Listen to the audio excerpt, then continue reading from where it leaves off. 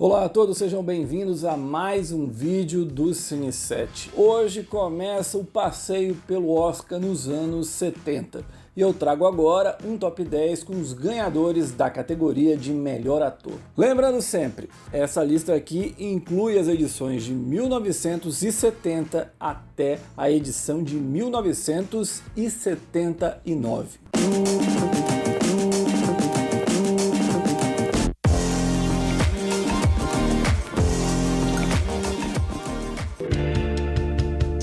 Ator preferido do Spielberg lá no início da carreira, o Richard Dreyfuss levou o Oscar de melhor ator em 1978, pelo filme A Garota do Adeus. Nessa comédia romântica, ele interpreta um ator chegando a Nova York para interpretar o clássico Ricardo III em uma peça bem problemática. No entanto, ele vai ter que dividir a casa com uma mulher e a filha dela. É um trabalho no máximo agradável e simpático. Apesar de exagerar com pequenos tiques de um personagem que passa do ponto por diversas vezes, o Dreyfuss tem pelo menos uma boa química com a Marsha Manson, formando um casal convincente. Porém, se era para premiar um trabalho de comédia, por que não dar estatueta para o Woody Allen, que estava indicado pelo trabalho em Noivo Neurótico, Noiva Nervosa?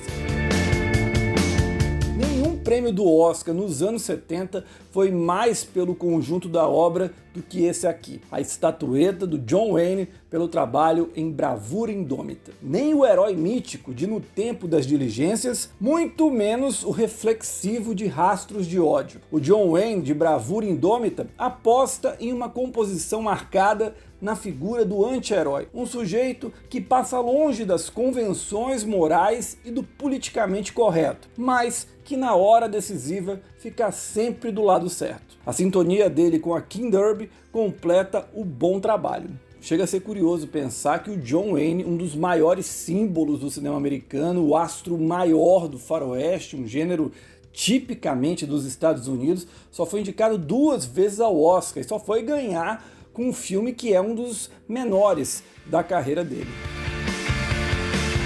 Gigante do rádio e da televisão americana, o Art Carney só foi fazer um filme, um longa-metragem para os cinemas nos anos 60, mas não demorou muito para ele vencer o Oscar. A estatueta veio com Harry, o Amigo de Tonto, segundo longa da carreira dele nos cinemas. No filme, ele interpreta um idoso viúvo despejado da própria casa. Após ir morar com o filho mais velho, ele embarca em uma viagem de carro pelos Estados Unidos. A doçura do personagem, aliada ao carisma do Art Carney, conquista o espectador facilmente, fazendo as 2 horas passarem voando. Por mais que seja uma homenagem ao Art Carney e toda a trajetória dele, sinceramente, ele vencer o Al Pacino de O Poderoso Chefão 2 e o Jack Nicholson de Chinatown é um absurdo inexplicável.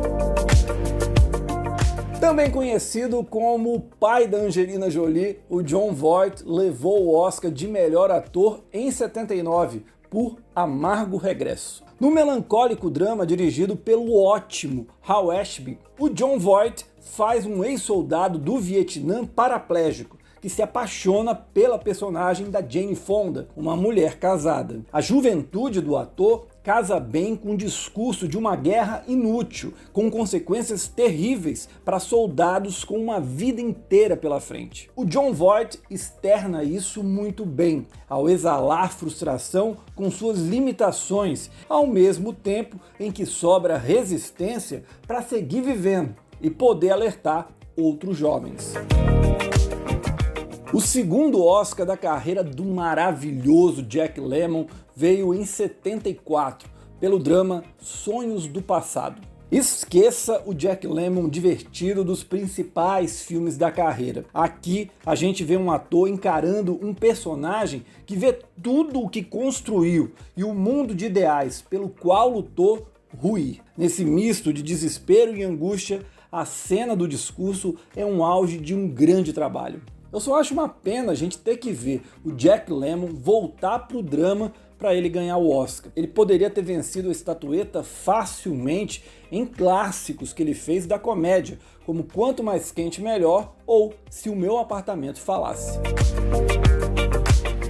O Gene Hackman levou o primeiro Oscar da carreira pelo papel inesquecível de Jimmy Popeye em Operação França. Ser uma atuação excelente de um dos maiores atores da história do cinema americano já seria suficiente para marcar a época. Porém, o Jimmy Popeye do Gene Hackman representou a chegada do policial amoral nas telonas, que utiliza métodos para lá de questionáveis para conseguir o que pretende. Morria ali a figura do policial idealizado de Hollywood. Há quem considere isso uma glamourização da violência policial. Eu até entendo o ponto de vista. Porém, na minha visão, eu acho que é o cinema refletindo as ruas, e a nova Hollywood, com a sua capacidade transgressora, foi capaz de mostrar isso como ninguém.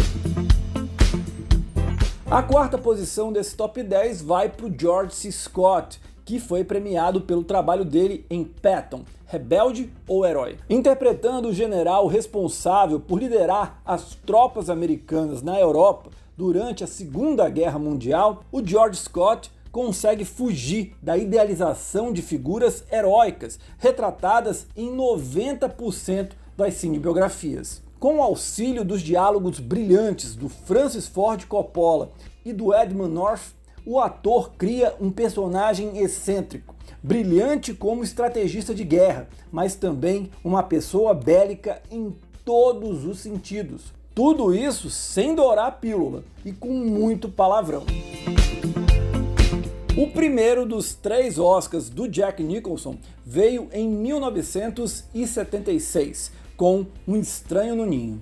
Nesse filmaço do Milos Forman, o Jack Nicholson esbanja as marcas da carreira. Uma energia impressionante, carisma de sobra para liderar dentro e fora da tela e uma sensibilidade para transitar como poucos entre o drama e o humor.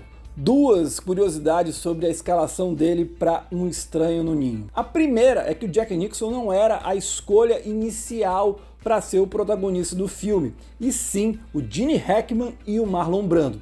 Porém, os dois acabaram recusando. A segunda é que o Jack Nicholson quase não pôde fazer o filme. Isso porque ele já tinha contrato com outra produção e teria que esperar 7 meses para começar a gravar o filme do Milos Forman. Porém, o diretor falou: não, eu quero e vou esperar o Jack Nicholson. Foi isso que aconteceu. 7 meses depois, eles gravaram Um Estranho no Ninho. E o resultado, todo mundo já sabe.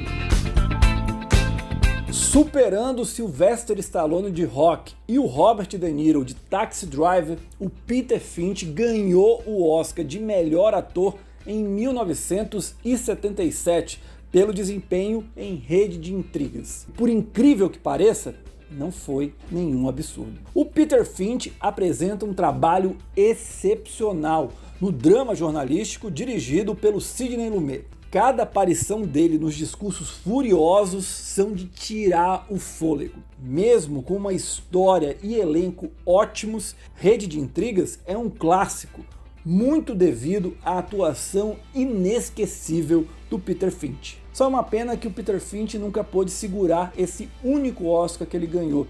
Infelizmente, 2 meses antes da cerimônia, ele acabou morrendo. Com isso, o Peter Finch, junto com o Heath Ledger, são os 2 únicos atores a terem ganho o prêmio depois de mortos.